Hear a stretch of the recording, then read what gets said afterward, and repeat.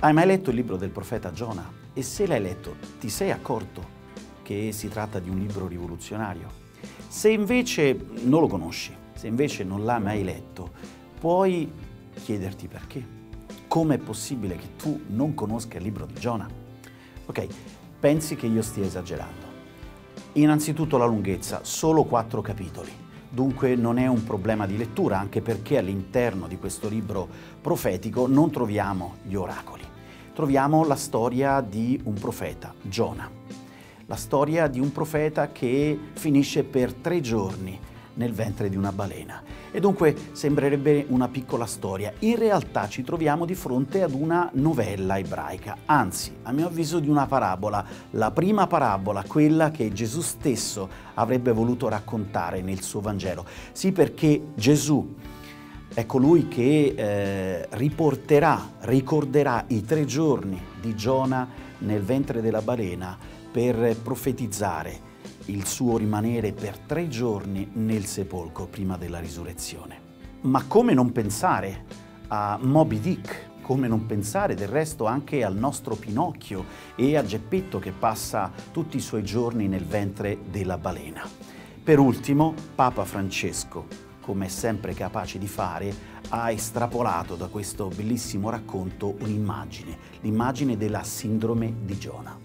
Quella che fa sentire perfetti e puliti come appena usciti da una tintoria, al contrario di quelli che giudichiamo peccatori e dunque condannati ad arrangiarsi da soli, senza il nostro aiuto.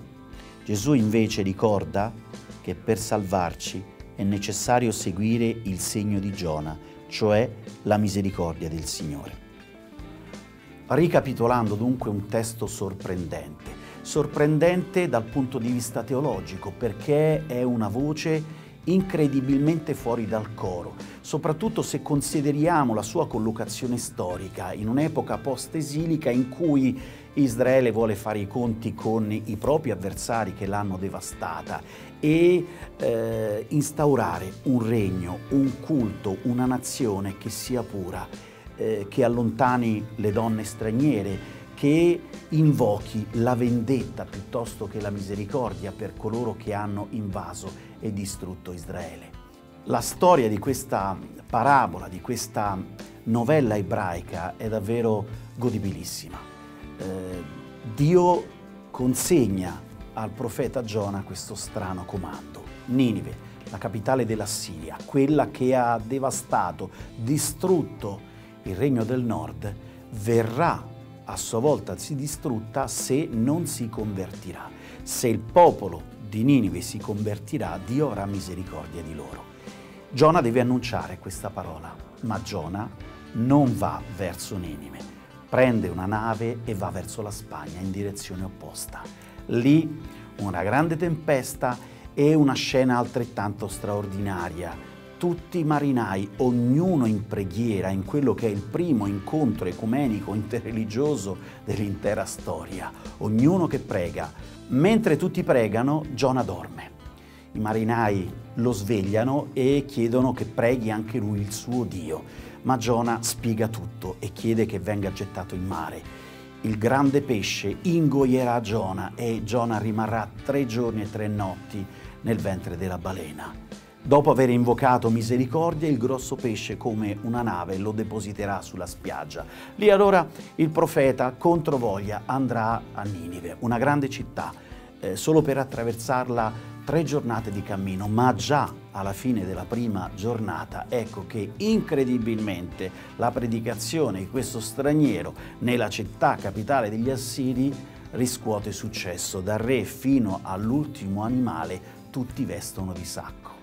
E Giona è arrabbiato, Giona è desolato, non può vedere la misericordia del Signore, che lui ben conosce, che va a perdonare coloro che sono stati i nemici crudeli di Israele.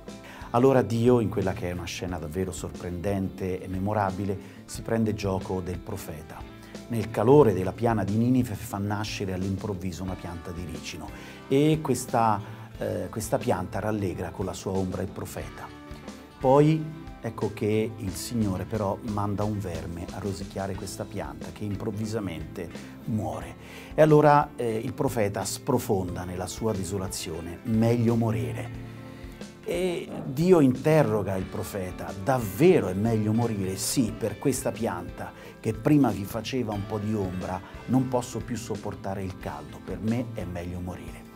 E la risposta di Dio: tu ti dai pena per quella pianta di ricino per cui non hai fatto nessuna fatica e che tu non hai fatto spuntare, che in una notte è cresciuta e in una notte è perita. E io non dovrei aver pietà di Ninive, quella grande città nella quale sono più di 120.000 persone che non sanno distinguere fra mano destra e mano sinistra e una grande quantità di animali. Dunque questo libro è il libro che mette in crisi una teologia nazionalistica, una teologia guerrafondaia, e non a caso è l'unico libro nel quale noi assistiamo ad una scena per certi versi straordinaria. Questi marinai, in un testo ebraico sono addirittura 70, provenienti da tutte le nazioni del mondo, che pregano ognuno il proprio Dio. Del resto, nelle parole che Dio consegna al profeta non c'è richiesta la conversione ad Israele, ma Giona chiede per bocca di Dio che si convertano dal loro male, non compiano più azioni malvagie.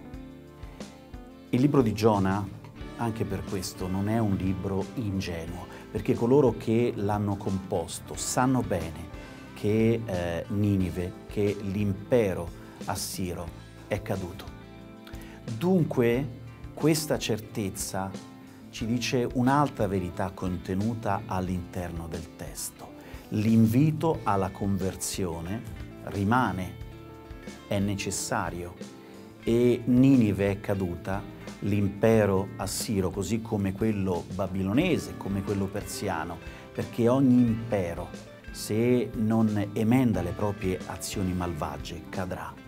Questo invito costante ad abbandonare le proprie opere malvagie è unito a questa rivelazione di una misericordia che è aperta anche al più acerrimo nemico.